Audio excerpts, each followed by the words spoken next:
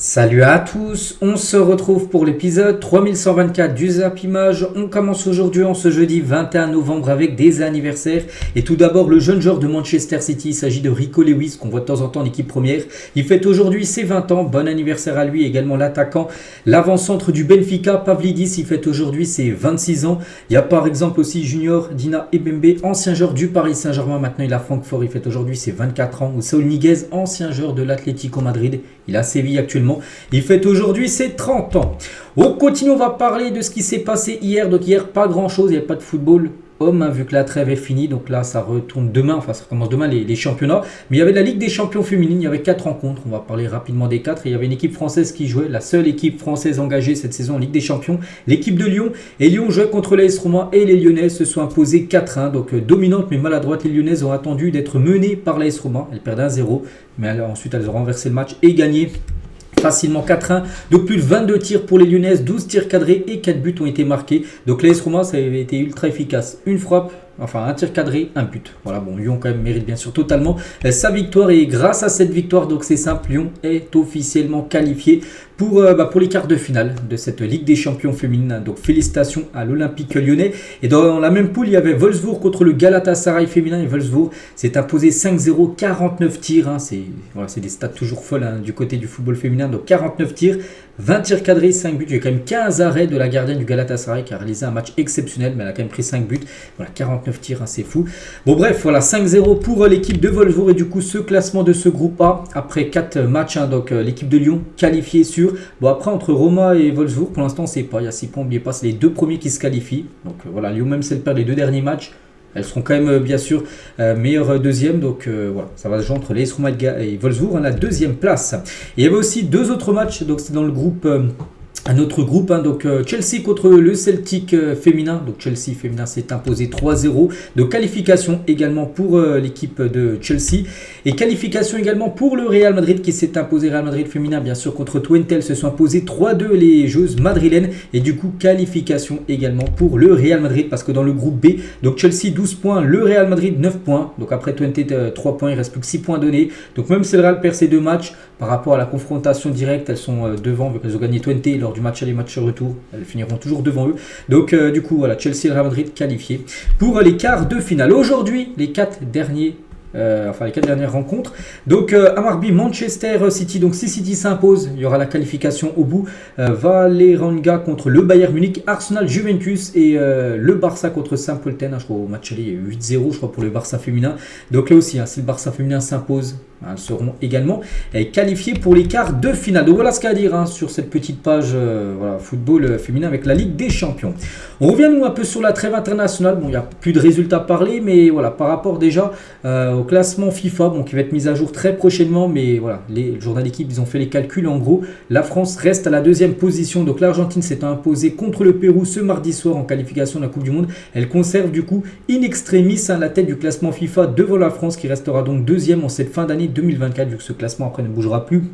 Vu qu'il n'y a plus de trêve internationale pour cette fin d'année 2024. Donc l'Argentine 1867 points, la France 1859 points. Donc si l'Argentine aurait fait juste match nul contre le Pérou, et la France aurait été en première position de ce classement FIFA. Après on sait que le classement FIFA ne veut pas dire grand chose, mais pour l'instant la France 2e, l'Espagne 3e, Angleterre, on peut voir que la France et l'Espagne aussi c'est très serré. L'Angleterre 4e et le Brésil actuellement la 5e position, un peu de Belgique. N'oubliez pas que la Belgique pendant pas mal d'années ils avaient été en première au classement FIFA, et là maintenant je ne sais plus son combien, il doit être dans le top 10, mais voilà, le classement va être mis à jour. On en reparlera quand il sortira officiellement. Et concernant la Nation League, on sait les 8 équipes qualifiées, mais il y aura des quarts de finale. Le tirage au sort, c'est demain vendredi, on connaîtra. Ça sera qui le futur adversaire de l'équipe de France. Donc ça sera un 2e, ça se peut que ça soit le Danemark, ça se peut que ça soit les Pays-Bas ou la Croatie. Après, il y a un autre 2e, ça a été l'Italie, mais vu que vous étiez dans le même pool, ils ne peuvent pas s'affronter.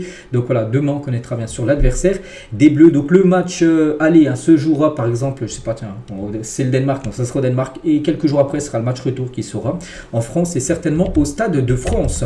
Toujours, avec l'équipe de France, on peut voir que Rabiot, après son doublé contre l'Italie, Regardez, dans le vestiaire, il a fait un peu la célébration à la Léo Messi qu'il avait fait au Bernabeu après qu'il ait marqué un but en toute fin de match Messi. Donc lui, il a fait cette célébration-là dans le vestiaire de San Siro après la victoire des Français 3-1 en Italie. Tiens, on va parler de Messi. Et Messi, avec sa sélection de l'Argentine, ils ont gagné 1-0 contre le Pérou. Et Paulo Guerrero, le capitaine du Pérou, qui a perdu 1-0 contre l'Argentine la nuit dernière, a dénoncé après le match l'arbitrage qui aurait favorisé Lionel Messi. Selon lui, il a dit « Ils nous sont rentrés dedans, mais ils n'ont pas commis une seule faute. Par contre, tu touches Messi du doigt et il siffle faute. Personne ne dit rien parce que c'est Messi. » Voilà, en gros, il dit que l'Argentine et surtout Messi sont favorisés par l'arbitrage. Enfin, c'est le capitaine du Pérou qui a dit ça. On va revenir aussi sur un match en Europe, un match qui s'était pas fini. Je me souviens, j'en avais parlé. C'était entre la Roumanie et le Kosovo. Donc le match, il y a 93e minute de jeu, il y avait eu le match arrêté parce qu'il y avait des chants pro-serbes d'une partie du public et du coup le match avait été stoppé. Donc il y avait 0-0 et du coup on sait le sort de ce match. Donc le match ne va pas être rejoué. Donc l'UEFA a donné du coup une victoire sur tapis vert à la Roumanie. Pourtant il y avait 0-0, il restait une minute à jouer. Et du coup par rapport à ça, et du coup c'est victoire 3-0 de la Roumanie. Victoire sur tapis vert. Un jeune supporter anglais demande à Jude Bellingham de venir à Arsenal. C'était pendant la trêve parce que là Jude Bellingham est retourné bien sûr du côté de Madrid pour préparer le prochain match. Mais là il signait des autographes et ce jeune supporter lui dit de venir à Arsenal. Donc bon, il a rigolé bien sûr. Il se plaît très bien au Real. Et pour l'instant, pas de transfert pour Jude Bellingham. On va parler de la sélection allemande. Donc l'Allemagne a désormais 7 fois, a remporté 7-0 lors de chacune de ses 4 dernières visites à Fribourg. Parce que là, le 18 novembre dernier, ils ont joué, c'était le 16 tout en bas à droite, c'était contre la Bosnie, où ils ont gagné 7-0. Et la dernière fois qu'ils sont venus jouer à Fribourg, parce que souvent ils vont jouer soit dans le stade de Dortmund, soit dans le stade du Bayern. Donc là, ils ont joué à Fribourg. Donc les 4 dernières fois, ils ont gagné 7-0. Donc en 2008, ils avaient gagné 7-0, ça doit être le Luxembourg. Ils avaient gagné 7-0, je ne sais pas c'est qui en face. Et 7-0, je ne sais pas non plus qui c'est. Donc je ne vais pas dire de bêtises, donc je dis rien. Voilà, donc à chaque fois qu'ils vont dans ce stade jouer à Fribourg, c'est souvent le même tarif, c'est 7-0 pour la Mannschaft. L'incroyable cauchemar vécu par Gennot et son équipe en Libye après le match. Donc c'est le Bénin. Donc le Bénin ont joué un match là, du côté de la Libye, il a dit. Donc les policiers libyens ont sorti leur matraque pour nous taper dessus. Voilà ce qui s'est passé. Donc on envoie beaucoup de force bien sûr à lui et à sa sélection du Bénin. C'est toujours du côté du continent africain. On va parler quand même d'une équipe pour moi qui est tellement sous-cotée. C'est l'équipe de l'Afrique du Sud. Série de 16 matchs quand même sans défaite. Et sur leurs 31 derniers matchs, seulement 2 défaites seulement. Ils ont encore gagné donc avant-hier face au Soudan du Sud 3-0. Cette équipe d'Afrique du Sud qui a fini quand même 3e lors de la dernière CAN. On parle beaucoup par exemple de l'Égypte, du Maroc, des grandes nations, le Sénégal, tout ça. Mais l'Afrique du Sud aussi, c'est une équipe redoutable. On va parler ici du Mali, qui a été très solide, 0 défaite, 5 clean sheets, premier du groupe, les Maliens, en qualification de la future CAN, bien sûr qualifié, mais voilà, comme 0 défaite sur leurs 6 matchs et surtout 5 clean sheets, 5 matchs sans prendre le moindre but. On va parler aussi du Sénégal, quelques infos là sur le football africain. Donc 10 ans sans défaite quand même pour le Sénégal. Donc le Sénégal a été vaincu depuis 32 matchs en qualification pour la CAN et n'a plus perdu depuis 2014 face à la Tunisie. C'est tout simplement exceptionnel. Donc là on parle bien sûr des matchs pour se qualifier à une CAN. Donc voilà, 26 victoires, 6 matchs nuls, 0 défaite. 32 matchs depuis 2014, n'ont pas perdu moindre rencontre lors d'une qualification d'une Coupe d'Afrique des Nations. Il tient toujours avec le Sénégal, donc le nouveau maillot d'entraînement du Sénégal qu'ils ont pu porter avant le match, lors de leur dernière rencontre, donc tout simplement sublime. Donc voilà tout ce qu'il y a à dire sur cette trêve internationale, tout ça. Donc nous maintenant on revient en Europe et on bascule sur la une du journal Équipe aujourd'hui et on peut voir que ça parle, du Paris FC, parce qu'on va voir le gros écusson Paris FC. Donc un Paris sans ostentation. Donc le nouveau propriétaire Antoine Arnaud a exposé hier les contours de son projet pour le Paris FC, un investissement familial sur le long terme fondé sur la formation pour un jour concurrencer le Paris Saint-Germain, parce que le projet du Paris FC, c'est déjà d'être c'est de monter en Ligue 1 là, dans les 2 prochaines années, puis après essayer de titiller l'autre grand club à Paris, bien sûr, le Paris Saint-Germain. Donc tout d'abord, le futur propriétaire du Paris FC, parce que pour l'instant, je crois que c'est toujours pas encore officiel. Tous les papiers n'ont pas encore été officiellement signés, il ne reste plus qu'une signature. Ça va se faire, mais je crois que c'est pas encore fait à 100%.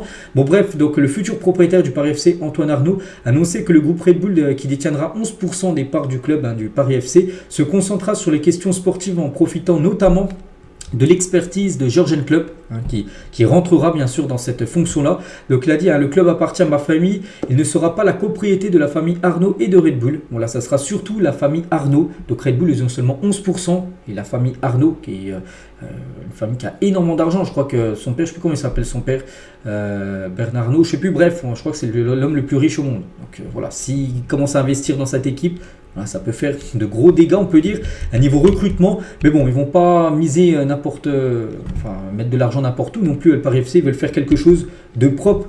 Donc Arnaud, sur le futur projet du Paris FC, donc j'ai déjà rencontré, discuté avec Georges Club. Il est très excité à la perspective de travailler sur le projet et avec les équipes. Donc Antoine Arnaud, un nouveau propriétaire du Paris FC, aussi, au sujet aussi du PSG, notre club à Paris bien sûr. J'aime le PSG depuis que j'ai 12 ans. Vous ne m'entendrez jamais dire quelque chose de négatif sur ce club parce que lui, c'est un supporter du Paris Saint-Germain. Voilà. Donc il a dit en Ligue 1, je continuerai de soutenir le PSG sauf 2 fois par an. Donc s'il monte, bien sûr, le Paris FC en Ligue 1. Donc ce sera toujours pour le PSG. Par exemple, les PSG Monaco, les PSG Lyon, ce sera toujours pour le Paris Saint-Germain. Mais s'il y a un Paris Saint-Germain, Paris FC, là bien sûr, il soutiendra le club où il est le propriétaire, l'équipe du Paris FC. Donc voilà, il a une très bonne relation avec Nasser, le président du Paris Saint-Germain. Donc le futur actionnaire majoritaire aussi du Paris FC a détaillé aussi ses ambitions futures, annonçant comme une priorité la formation de jeunes talents en Île-de-France. Parce qu'on sait qu'en Île-de-France, il y en a beaucoup qui disent le vivier d'Île-de-France, c'est où il y a les plus gros cracks qui sortent du football, dans tout le football mondial. C'est qu'il y a tellement de jeunes joueurs qui sont sortis, maintenant qui sont devenus de très grands joueurs, qui sortent de la banlieue parisienne. Donc il a dit, le cœur de notre stratégie sera de construire le meilleur centre de formation en France et de faire venir les meilleurs pépites de la banlieue parisienne et après bien sûr les faire jouer soit au Paris FC ou de les revendre si possible très cher. Et par rapport au stade où va jouer le Paris FC, donc Antoine Arnaud et Pierre Ferrassi, le président du Paris FC, évoquent les deux possibilités concernant le futur stade du club, rénové, soit Charletti, le club où il joue actuellement. Bon, il y a une piste d'athlétisme, vous pouvez voir, c'est la photo en bas à droite, regardez, c'est quand même loin, piste d'athlétisme, c'est un peu comme le Parc des Princes où c'est loin derrière les buts. Il y a à peu près une cinquantaine de mètres, donc c'est pas super, ça pourrait être plus près. Ou soit jouer au stade Jean-Bouin, qui est un stade qui a, à 50 mètres qui colle le Parc des Princes. Voilà, c'est un stade où joue le Stade Français, une équipe de rugby. Donc il a dit, Arnaud, j'ai l'impression que l'équipe et les supporters sont attachés à Charletti, le stade où il joue actuellement en Ligue 2. Il n'est pas idéal d'un point de vue football, parce que je l'ai dit, avec cette piste d'athlétisme, c'est pas fou, mais il pourrait convenir à notre projet. Bien sûr, il faudrait le réaménager, parce que tu peux faire des travaux pour qu'il soit bien sûr mieux, mais je n'exclus pas cette éventualité. L'autre option, c'est Jean-Bouin, le stade qui colle le Parc des Princes. Donc il a des contraintes avec l'équipe de rugby du terrain synthétique, parce que c'est une pelouse synthétique, et on sait que c'est pas super. Des questions autour aussi du calendrier, parce que s'il y a une équipe de rugby qui joue en même temps que l'équipe de foot, donc il va falloir bien sûr, tu peux pas jouer en même temps le même jour en gros. Donc bref, on va commencer à discuter de l'opportunité de ces deux options. On décidera dans les prochains mois c'est quoi la meilleure option. Donc on peut jouer à Jean-Bouin pendant que Charletti est réaménagé, on verra. C'est vrai que c'est une option, s'ils font des travaux à Charletti pendant peut-être 1 ou 2 ans, j'en sais rien, mais ils joueront du côté du stade Jean-Bouin, le stade qui colle bien sûr le Parc des Princes. Donc on verra, voilà, tout sera décidé là dans les prochains mois. Et pour finir, tiens, avec cette équipe du Paris FC, parce que beaucoup d'infos, parce que regardez, ça fait la une journée de l'équipe aujourd'hui, donc j'ai sorti pas mal d'infos. Donc c'est Michel Denisot va intégrer le conseil d'administration du Paris FC selon Antoine Arnaud, qui a présenté le projet de rachat du club par sa famille. Donc c'était mercredi hier à Orly. Donc lui, Michel Denisot, c'est un ancien président du Paris Saint-Germain qui pourrait être conseiller d'administration cette fois-ci du Paris FC. Donc voilà cette équipe qui aspire bien sûr à titiller le PSG. Donc déjà pour eux, objectif bien sûr déjà monter en Ligue 1 saison prochaine. Et c'est possible parce qu'on voit qu'actuellement ils sont premiers quand même de Ligue 2. Bref, on va parler de toute autre chose. On va parler de Patrick Vieira, j'en ai un peu parlé hier, cette fois c'est officiel. Donc Vieira est le nouvel entraîneur du Genoa en Italie. Il est désormais lié au Grifoni jusqu'on 2026. On lui souhaite bonne chance à Patrick Vieira. Et il retrouve un certain Mario Balotelli qu'il a déjà côtoyé, par exemple à Nice. Avant c'était le coach de Nice et il joue à Nice, Balotelli. Donc là cette fois-ci les deux vont travailler ensemble du côté du Genoa. On va parler d'un autre entraîneur, c'est Ruben Amorim, le nouveau coach de Manchester United, et disposera seulement, c'est déjà pas mal, mais voilà, pour Manchester c'est quand même peu, donc d'une enveloppe de 30 millions d'euros en janvier pour faire des transferts. Voilà, seulement 30 millions d'euros. Bon, après peut-être l'été prochain, là, il aura peut-être une plus grosse enveloppe, peut-être de 100, 150, 200 millions d'euros pour recruter, mais là janvier sera 30 millions. Il doit recruter qui avec cette somme? J'en sais rien. Je ne sais pas qui doit recruter, il sait bien plus que moi, mais voilà, ça sera 30 millions d'euros. qui seront mis à disposition de Ruben Amorim pour faire venir peut-être 1, 2, 3 joueurs, hein, peut faire venir quelques joueurs bien sûr avec une somme de 30 millions. Et Ruben Amorim estime que Manchester United a échoué ces dernières années, parce que c'est vrai que Manchester depuis 6-7 ans les gars c'est très compliqué, même depuis 10 ans, depuis l'après Ferguson, en gros c'est très chaud. Donc en gros pourquoi il estime qu'ils ont échoué, parce que en gros ils sont dans l'ombre de Sir Alex Ferguson au lieu de jouer avec l'esprit.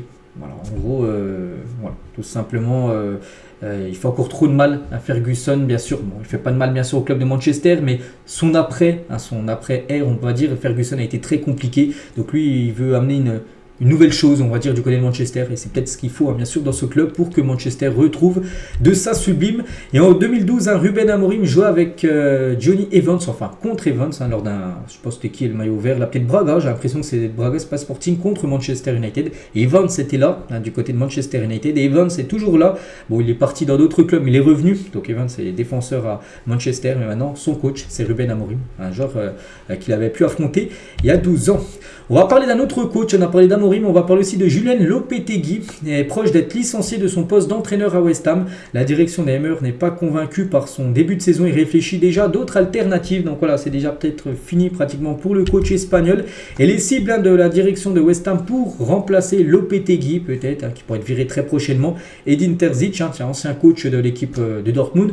Roger Schmidt, ancien coach du Benfica. Sébastien Wenes et Kasper Hojman, je ne sais pas trop comment ça se dit, bref, je ne connais pas. Voilà, des options pour remplacer Lopetegui. On va parler aussi du coach de l'Inter Miami. Je ne sais pas si vous avez suivi l'épisode hier, j'avais dit que Tata Martino, le coach argentin, c'était fini. Il n'est plus le coach de l'Inter Miami. Et du coup, il y a déjà des noms qui circulent pour être le nouveau coach de cette équipe où joue Lionel Messi. Et ça pourrait être peut-être le duo Xavi et Javier Mascherano émerger comme des options pour entraîner l'Inter Miami. Tous les deux sont d'anciens coéquipiers de Messi. C'est que Xavi actuellement est libre.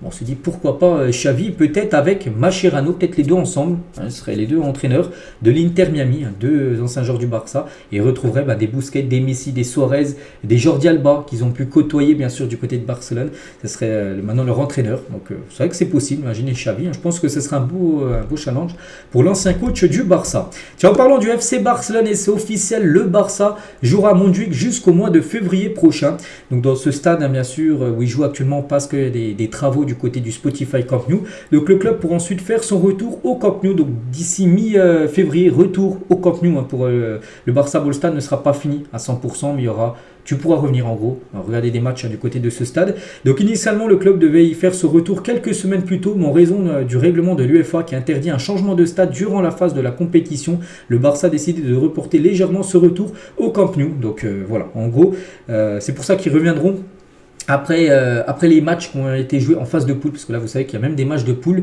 fin janvier. Après on basculera avec les 16e de finale et 8e, tout ça en février. Donc c'est pour ça qu'il faut déjà finir les matchs de poule et après ils pourront changer de stade. Donc ils retourneront au Camp Nou pour potentiellement jouer soit un 16e, soit un 8e de finale s'ils se qualifient directement dans les 8 premiers. Le Barça, mais voilà, ils vont être de retour d'ici quelques semaines. Et j'ai vu que le premier match pourrait être un Barça-Rayo Vallecano. Il est prévu, je crois, le 16 février prochain. Peut-être le premier match du Barça, du retour.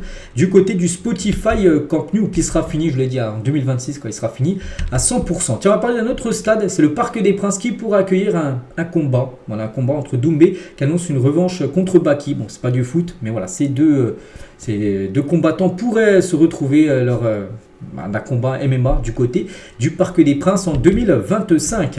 On va parler d'Anthony Martial, l'ancien attaquant de Manchester United. Anthony Martial, parti libre cet été, se sent déjà très à l'aise dans son nouveau club de l'AEK Athènes, avec lequel il rejoue, marque et occupe actuellement la tête du championnat. Donc c'est vrai qu'il lui fallait du renouveau à un club où il pouvait jouer, parce qu'à Manchester, trop barré, trop de concurrence en attaque, du coup il est parti à Athènes et il joue pas mal. Il a dit je me sens très heureux, le football grec ne cesse de progresser année après année, j'ai été impressionné par les installations, le stade, l'ambiance est incroyable à chaque match et c'est un plus, donc on lui souhaite de s'éclater là-bas après les dernières années galères qu'il a connues. Donc voilà, pour l'instant ça a été un transfert, on va dire, un bon transfert pour lui parce qu'il s'épanouit en Grèce, qui continue comme ça. Bruno Guimaraes s'exprime sur les rumeurs l'envoyant à Manchester City. Il a dit ça témoigne que je suis à un haut niveau, mais ce ne sont que des rumeurs.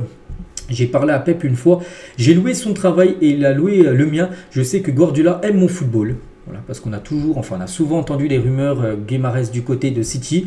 On verra, c'est vrai que j'ai entendu ces rumeurs l'été dernier et l'été même 2022. Peut-être l'été 2025 sera le bon pour le transfert de Guimarães du côté de Manchester City. On va parler de Brahim Diaz, lui qui a fait une trêve internationale de fou, 5 buts en 2 matchs avec le Maroc. Bref, il ambitionne de devenir titulaire au Real Madrid. C'est vrai qu'on se dit pourquoi je sais pas, pourquoi Mbappé est tout le temps titulaire au Real et pas Brahim Diaz, alors que Brahim Diaz n'est pas plus mauvais que Mbappé, loin de là. Donc bref, il a confiance en lui, pense qu'il peut renverser la hiérarchie et je pense que bien sûr il peut avoir une place de titulaire, Brahim Diaz. Et le Real Madrid n'envisage aucun départ de Brahim Diaz, c'est un joueur intransférable, intouchable. L'international marocain est apprécié, fortement considéré par le staff des Merengues et il pourrait même, j'ai vu, jouer titulaire pour le match de dimanche. Le Real joue contre, je sais plus c'est qui joue, mais bon, il pourrait être titulaire bien sûr dans le 11 de départ. On va parler de ça, donc pour bien se rendre compte de la différence financière du football actuel et celle des années 2000. Donc Transfermarkt a dévoilé les valeurs marchandes de l'ensemble des joueurs ayant participé à la finale de la Coupe du Monde 2006. Donc valeur marchande cumulée de l'effectif français 258 millions d'euros contre 1 milliard d'euros actuellement l'effectif de l'équipe de France. Et valeur marchande cumulée de l'effectif italien en 2006, 377 millions et là c'est 658 millions d'euros. L'effectif actuellement de l'Italie. Donc les 5 joueurs avec les valeurs marchandes les plus élevées à l'époque dans les 2 équipes confondues. Donc Thierry Henry, c'était le joueur qui coûtait le plus cher. Un Thierry Henry de 28 ans, donc c'était un Henry pleine forme. Ça coûtait 50 millions d'euros à l'époque, dans les années 2000. Rendez-vous compte, 50 millions d'euros. Je pense qu'un Henry, là, il aurait joué en 2024. 50 millions d'euros, tout le monde aurait voulu le recruter.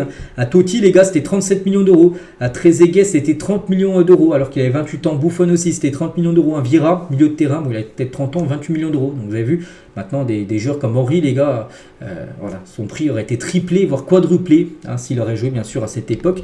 2024, donc à 34 ans, Zidane était, par exemple, plus coté qu'à 12,5 millions d'euros. Bon, après, c'est avec 34 ans, c'est qu'après, ton prix baisse. Et Ribéry ne valait seulement que 11 millions d'euros, alors qu'il avait 23 ans. Donc voilà, maintenant, on sait que ça a pris de l'ampleur énorme, on sait, l'argent avec le mercato. Bref, officiel, le choc entre l'AS Monaco et le PSG est avancé au mercredi 18 décembre prochain à 21h. Donc ce match de base devait se jouer le 5 janvier prochain, ça devait être le premier match de la nouvelle année. Et du coup, vu que le 5 janvier, il y aura un match à Doha, donc au Qatar, entre le PSG et Monaco, Trophée des champions, et du coup le match de Ligue 1 qui devait se jouer le 5 janvier du coup est décalé au 18. Donc là en l'espace de 2 ou 3 semaines, il y aura 2 PSG Monaco. Donc un Monaco et l'autre qui se jouera à Doha, le trophée des champions. Et toujours avec le Paris Saint-Germain, le PSG inaugure ce jeudi, donc cet après-midi, son nouveau centre d'entraînement, le campus PSG à Poissy. Donc il s'entraîne déjà depuis plus d'1 an ici, mais il n'avait toujours pas été inauguré ce centre où il s'entraîne en gros. L'événement se veut spectaculaire avec spectacle de drones et concert d'une chanteuse française dont le nom n'a pas encore filtré. Donc voilà, cet après-midi, il y aura pas mal de choses du côté du centre d'entraînement de Paris, du beau monde devrait être présent. Donc avec notamment plusieurs très grands noms de l'histoire du club parisien, donc Pauletta, Pastore, Luis Fernandez, Djokovic, Jamel Debbouze, bon ils sont pas footballeurs mais voilà, les personnes qui pourraient être là, Nicolas Karabatic, donc Séphérine et Philippe Diallo devraient également être de la partie, le président de la FIFA et de l'UEFA Séphérine et Philippe Diallo, président de la FFF. Donc alors que l'émir du Qatar actuellement en déplacement ne sera pas là, le grand propriétaire, voilà, parce qu'il y a Nasser qui est le président, mais au-dessus de Nasser, il y a quelqu'un, c'est l'émir du Qatar, donc il ne sera pas là. Mais voilà, il y aura du beau monde cet après-midi pour l'inauguration, bien sûr, du campus PSG. On va parler de l'Olympique lyonnais, donc les solutions de John Textor pour renflouer Lyon. Voilà, tiennent-elles debout? Parce qu'on sait que Lyon, on a parlé le dernier coup, c'était vendredi dernier, ils sont passés devant la DNCG. Et il serait rétrogradé il pourrait descendre en Ligue 2 à titre conservatoire s'il ne récupère pas d'argent. Donc il faut trouver de l'argent. Donc Botafogo, vraiment le sauveur, peut-être, parce que Botafogo c'est un club satellite, je ne sais pas, vendre des joueurs au club de Botafogo, j'en sais rien. La vente de Crystal Palace, parce qu'il a des parts aussi avec Crystal Palace, donc vendre ces parts-là et les réinvestir dans Lyon. Ou l'introduction en bourse, une bonne solution, ou vendre tout simplement des joueurs. Il y a des joueurs bien sûr qui coûtent cher. Donc voilà, par exemple les 2 joueurs Cherki et Fofana, des joueurs qui pourraient être vendus en janvier pour éviter bien sûr la relégation en Ligue 2. Donc concernant Fofana, donc lui veut rester à Lyon cet hiver, il voudrait poursuivre à Lyon en cas de qualification en Ligue des Champions. Mais bon, si Lyon lui dit on n'a pas le choix, il faut qu'on te vende parce que tu es l'un des joueurs qui coûte le plus cher à Lyon et on a besoin de récupérer de l'argent. Je pense que le joueur n'aura pas son mot à dire. Donc voilà, il peut potentiellement partir. Et aussi Ryan Cherki, les gars, Lyon aimerait le vendre minimum 30 à 35 millions d'euros. 0. Et les dirigeants de Liverpool, les gars, ont fait de Ryan Cherki l'un des joueurs qui aimerait recruter à court ou moyen terme. L'attaquant français est apprécié de l'entraîneur Hans Slot. Donc voilà, 2 joueurs qui pourraient quitter Lyon. Voilà. De toute façon, Lyon devra vendre des joueurs cet hiver parce qu'ils sont obligés de récupérer de l'argent. N'oubliez pas que Lyon n'a pas le droit de recruter en janvier prochain. Et tiens, en parlant de Cherki, j'ai dit que Liverpool est intéressé, mais là par rapport cette fois-ci avec sa sélection nationale, donc pour l'instant il joue avec les espoirs de l'équipe de France, mais l'Italie, j'en ai parlé il y a quelques jours, a profité de son amical contre les Bleuets. Il y a une semaine, il y avait un Italie-France, il y a eu 2 partout.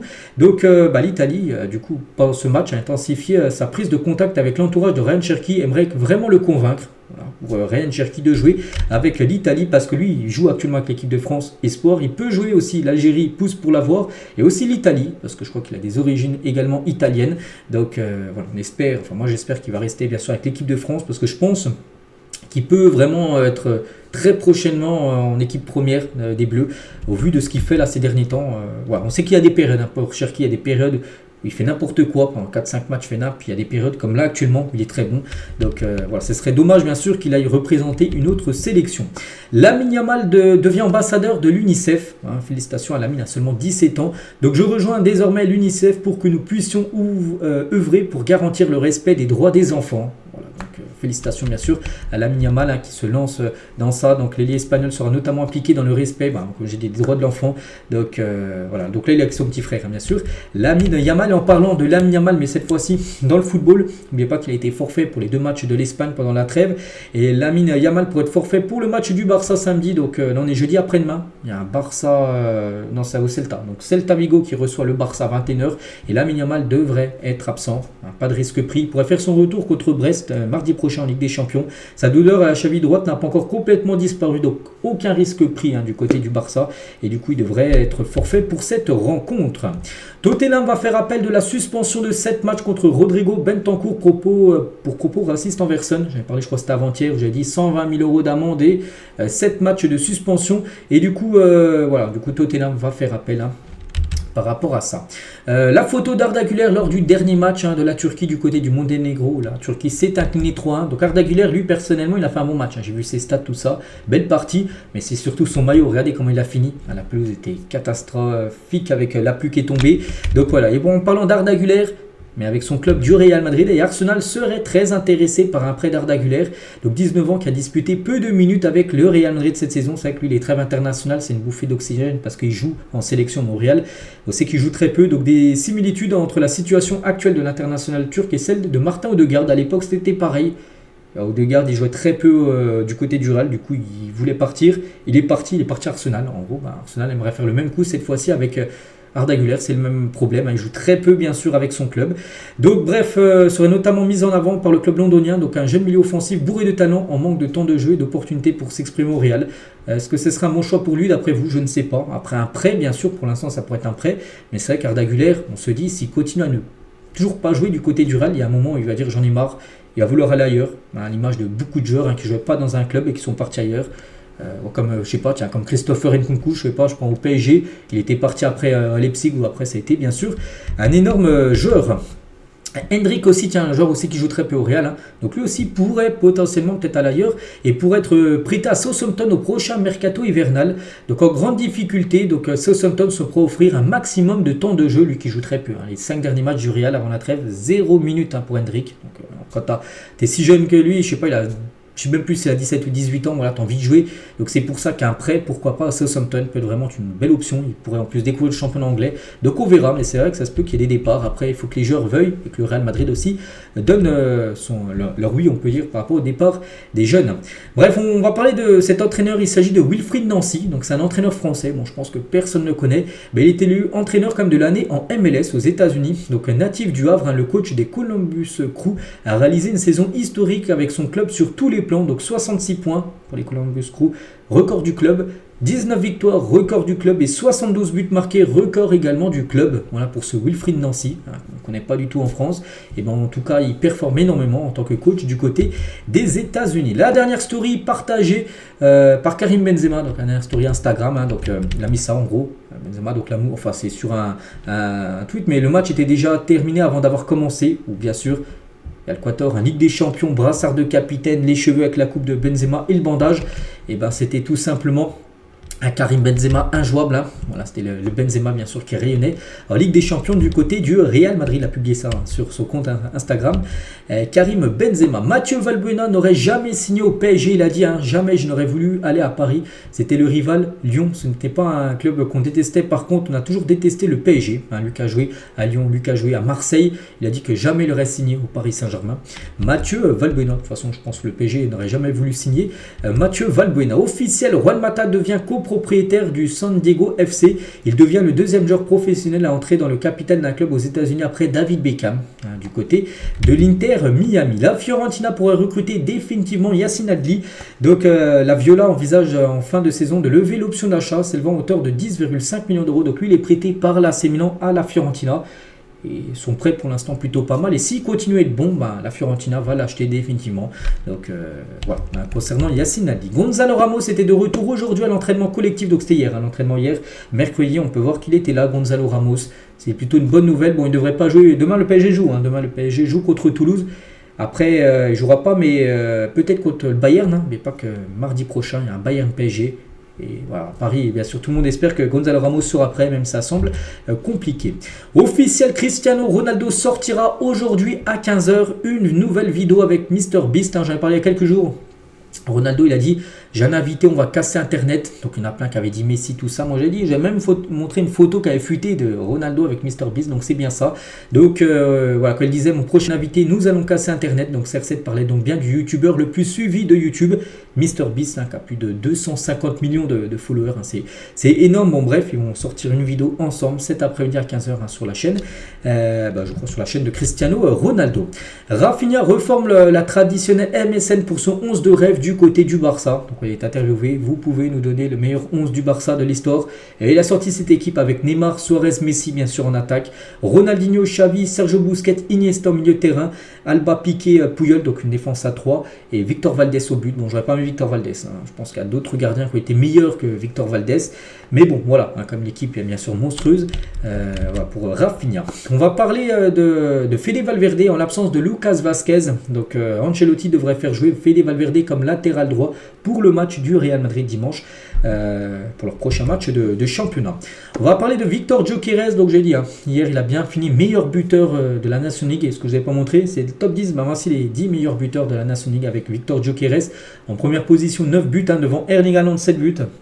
Et après, il y a l'attaquant roumain, Marin, qui en a inscrit 6. Hein, Cristiano Ronaldo, 5 buts, hein, quand même, avec le Portugal. Voilà, on peut voir, tiens, je sais pas, Alexander Isak, 4 buts avec l'équipe suédoise. Et pour revenir tiens, sur Gyökeres, les gars, si on fait le bilan jusque depuis le début de saison, le premier match en contre Porto, c'était de la Super Coupe du Portugal. Il a déjà fait 2 passes D. Puis après, regardez, il y a seulement combien de matchs, 3 matchs où il n'a ni marqué ni fait de passe D. Estoril, le PSV et Braga. Ah, c'est fou, hein. Sinon, tous les autres matchs, je sais pas à peu près combien. Je crois qu'il y a 24 matchs au tout. Il y a seulement 3 matchs où il n'a pas été décisif. Victor Gyökeres, hein, on parle en plus des fois, peut-être il y en a qui disent oui, mais c'est facile, il joue contre des pins, tout ça. Non, il y a quand même Porto, les gars, qui est des grosses équipes. Il y a Manchester City, il a quand même inscrit un triplé. Hein, il faut quand même le faire. Donc voilà, quand même les stats monstrueuses, hein, bien sûr, de ce joueur, Victor Gyökeres. Et on va parler d'un autre grand buteur, c'est Erling Haaland.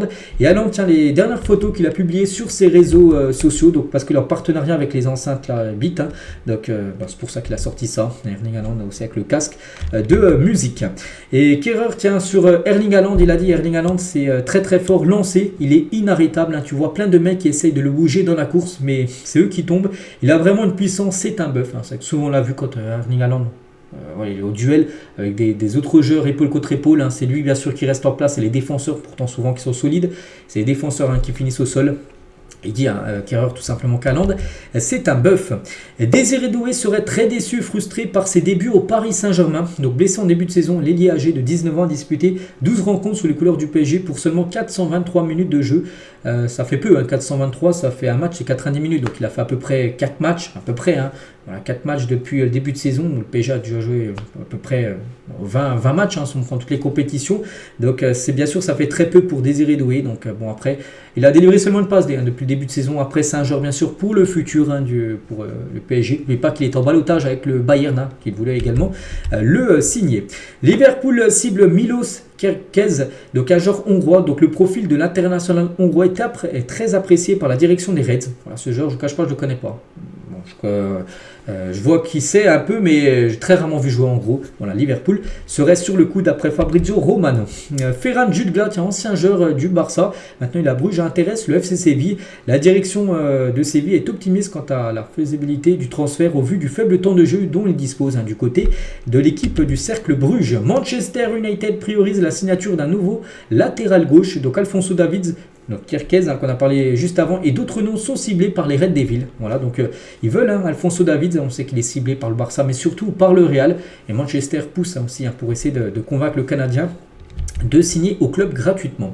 Patrick Schick pourrait être une cible surprise de la Juventus Turin en janvier prochain, donc l'attaquant tchèque du Bayer Leverkusen, qui marque beaucoup moins cette saison que la saison dernière où Leverkusen était au prime, bien sûr. Donc la Juve, bien sûr, pense à Patrick Schick pour cet hiver. On va parler d'un autre attaquant, c'est Jonathan David, officiel, parce qu'il a joué pendant la trêve, il a marqué un but avec le Canada, et avec ce but, 31 buts, il est devenu le meilleur buteur comme de l'histoire du Canada, Jonathan David, à seulement 25 ans, donc c'est quand même incroyable. Et concernant son futur, n'oubliez pas qu'il est en fin de contrat en fin de saison. Et Olivier Létang, hier sur RMC Sport, assure que Jonathan David ne partira pas en janvier. Il a dit on n'a pas eu d'offre. Notre position est très claire. On a pensé au sportif Jonathan, évidemment. Il a déjà une offre de prolongation. Lille lui a proposé de prolonger. Donc pour l'instant, la balle est dans son camp, on peut dire. C'est ce qu'il dit, la balle est dans son camp. Il va revenir demain de sélection. On a beaucoup d'échanges sur le fait qu'il puisse rester avec nous. Il ne partira pas au mois de janvier. Il restera avec nous car c'est un joueur important. Donc voilà, ils ne le vendront pas parce que potentiellement ils auraient pu le vendre en janvier pour récupérer de l'argent. Peut-être le vendre 5-10 millions d'euros pour éviter de le perdre libre dans 6 mois. Non, ils préfèrent le perdre libre et pas récupérer l'argent, mais profiter encore de Jonathan David pour la deuxième partie de saison. Donc pour l'instant, il a une offre de prolongation, c'est à lui ou non d'accepter, et je pense qu'il n'acceptera pas parce qu'il partira certainement et ira jouer dans un plus grand club, et surtout s'il vient ne pas plonger, arriver libre dans un club, il peut toucher une belle prime à la signature. Et les temps dément une vente du LOSC, il a dit également lors de l'interview avec RMC hier soir, il n'y a aucune démarche pour vendre le club, nous sommes dans une bonne dynamique, nous avons d'autres projets. Donc pas de vente en perspective du côté de Lille. Florian Wirtz, c'est la priorité absolue du Bayern Munich l'été prochain. Il existe des discussions entre le club bavarois et l'entourage de l'international allemand, donc Florian Wirtz, qui est ciblé par beaucoup de clubs. Il y a le Bayern Munich, il y a surtout aussi le Real. Le Real chaque année fait un gros coup. L'année dernière, ils avaient fait Jude Bellingham, donc là cette année, ils ont fait bien sûr Mbappé. L'année prochaine, ils veulent bien sûr Florian Wirtz. Bon, il y a le Bayern aussi. Dans le coup, donc le joueur est évalué à 130 millions d'euros. Tiens, toujours du côté du Bayern, on va parler de Leroy Sané, en 30 juin prochain, fin de contrat. Et il est très confiant par rapport à une prolongation de contrat. Il a dit les discussions se passent très bien, je me sens bien à Munich et je ne me concentre que sur ce club. Donc voilà, pour l'instant, lui, il aimerait prolonger du côté du Bayern. Le Real Madrid pourrait décider de prolonger Fran González. Donc c'est le gardien de l'équipe B, un très bon gardien, vraiment un gardien qui pourrait être en équipe première très prochainement. Donc le portier de la Castilla rêve de jouer avec l'équipe première, même si pour l'instant ça semble compliqué parce que tu as Courtois, tu as Lunin bien sûr, mais il est beaucoup plus jeune que les deux autres. Et surtout lui sort de la Fabrica, le centre de formation du Real. Donc voilà, il pourrait le prolonger, bien sûr, le gardien de l'équipe réserve. Kvaratskhelia sera vendu par Naples s'il ne prolonge pas. La direction napolitaine n'a pas l'intention de céder aux exigences financières de l'international géorgien parce que lui, il est OK pour prolonger, mais il a dit, moi, si je prolonge, je veux toucher tant en salaire. Et Naples lui ont dit, non, on prolonge, mais avec ce salaire-là. Donc, il ne veut pas. C'est pour ça qu'il y a des chances, en gros, qu'il soit vendu lors du prochain mercato. Il y a 8 ans, Cristiano Ronaldo claquait un triplé dans le derby de Madrid et réalisait cette célébration iconique. C'était mis comme ça, CR7, donc c'était un match contre l'Atlético, bien sûr. C'était 8 ans, jour pour jour. Et on finit, toujours avec les jours pour jour. Et cette fois-ci, il y a 14 ans, jour pour jour. Enfin, on est le 21, c'était le 20. On peut voir tout en haut à droite, le 20 novembre 2010. Bon, un jour près, on va dire qu'on est quasiment jour pour jour. Et bien, ce jour-là, en 2010, le Barça a remporté la plus grande victoire en championnat de l'ère Pep Guardiola.